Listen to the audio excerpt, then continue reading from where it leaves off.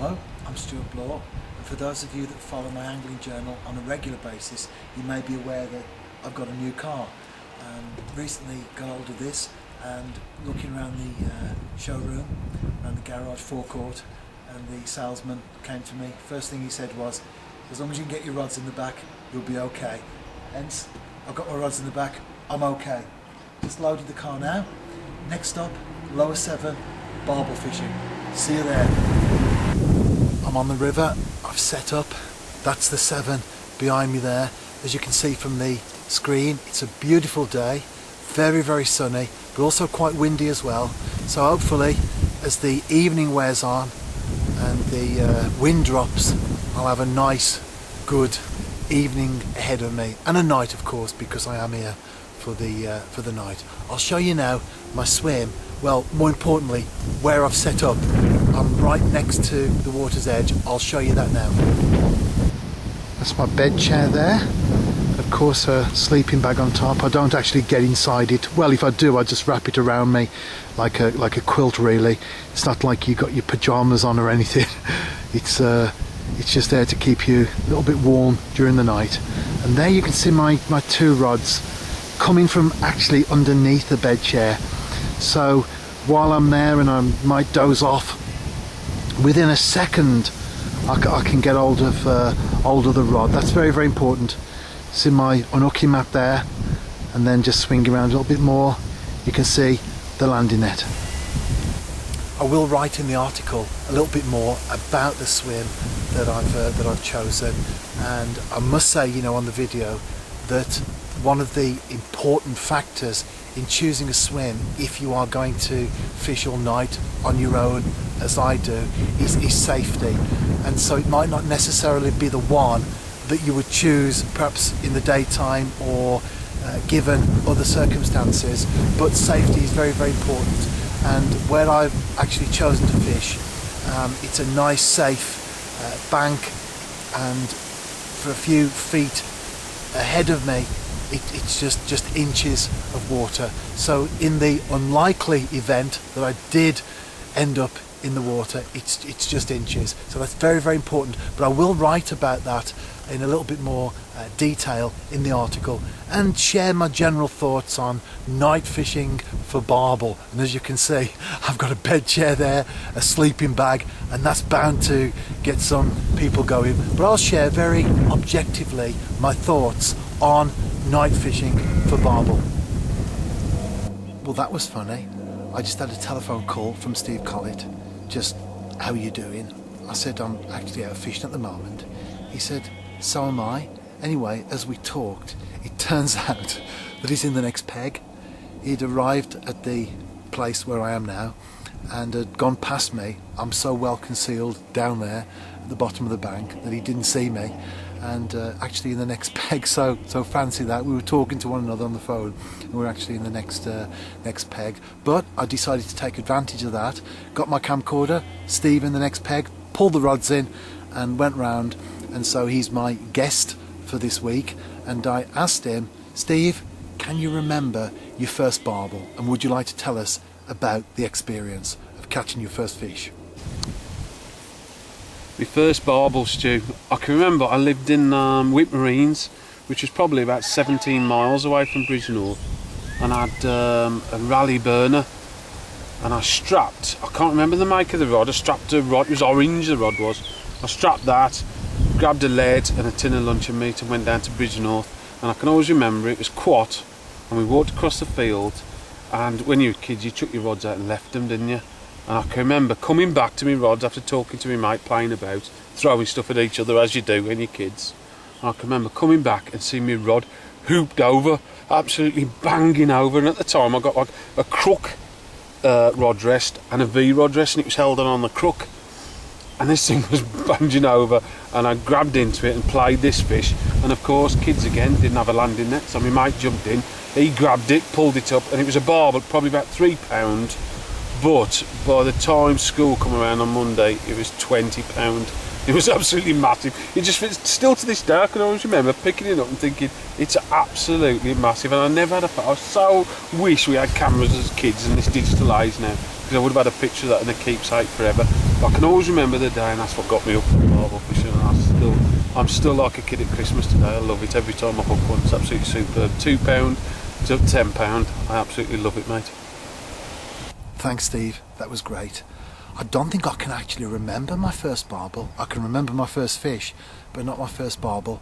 I think it was from the middle Severn, and somewhere around Hampton Load or Arley. I think I need to get the old cells working, the brain cells working, and try and work that one out if I can. But thanks for that, Steve. That was great. And I'm sure most of us know that Steve is the current national champion at match angling. He won the national. I also asked him a question on that, and that will feature in a future angling journal. So as they say, watch this space. Anyway, back to the barbel on the lower Severn, and let's see if I can actually catch one, because the last time I was here, if you follow my journal regularly, you will know that I didn't have my head torch. I left that at home. So it was, although I did catch a really good fish, it was very much a sort of a talking video, but hopefully still lots of tips and encouragements in there, and of course the article that goes with it. When you put the two together, hopefully lots of inspiration in those two things coming together.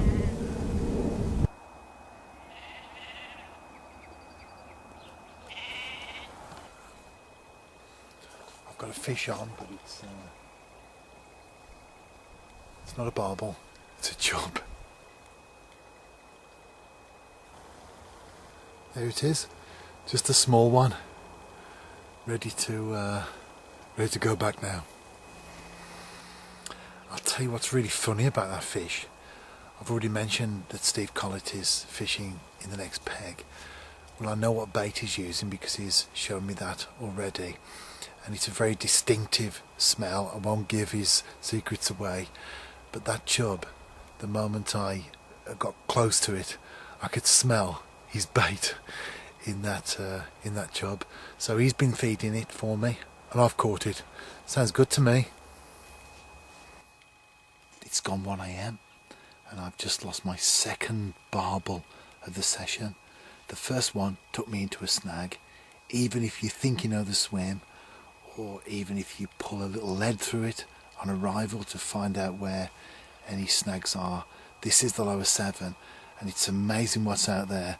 Even a small branch or something like a rock or something like that, that's where the fish will head for, and that's where it took me. So I lost that, and the one just was a hook pull. So it's not my night so far, is it? But I'm mindful of the fact that on my last session to the lower Severn, I lost 2 fish, and then the third one was a 12-pound 9-ounce barbel.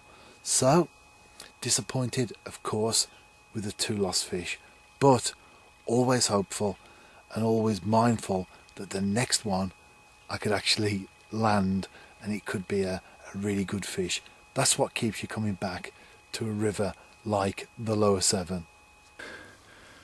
Third time I get a fish tonight on, and there it goes. Look at that. Actually land it this time. Brilliant. Let's get it back. That was a 2:30 AM fish, so as I've just tweeted, that's one for the dedicated or the insane, take your pick. There will be people who are thinking and sometimes post on YouTube, where's the action? We want to see the bend in the rod, and we want to see you playing the fish. This is barbel fishing on the lower Severn, and unless you've got a cameraman behind you who's ready for the off when you hook into a fish, in fact not just on the lower Severn but anywhere really, but when you hook into a fish, the last thing you want to be doing is messing about behind you, trying to set the camcorder. You want to get that fish, you want to net it, and you want to bring it onto the bank. I'm not the Bruce Willis of angling. It's not about endless shots of an angler playing fish and showing a bend in the rod. Sometimes when it works and in the right place and the right setting and the right swim, then I do show fish being played and the bend in the rod that people want to see.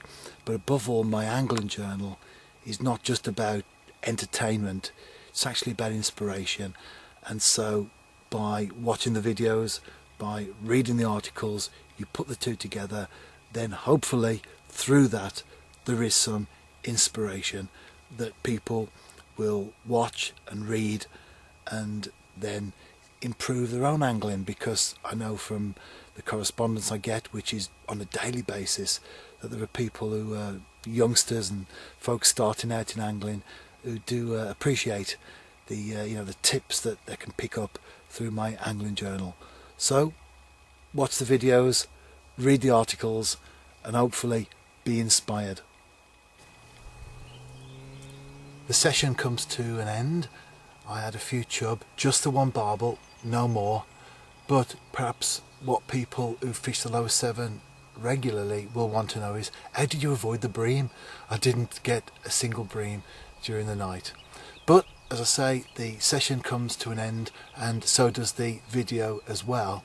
But the angling journal entry doesn't come to an end, because I have got some more visits to make to the lower Severn. So whilst the video finishes at this point, the article continues. So to find out how I get on, then of course check my website and read the article, and you'll find out if I do get amongst some bigger barbel. Do I catch any bream? What about the chub? Who knows? Let's find out, because at this moment in time as I'm recording this, even I don't know.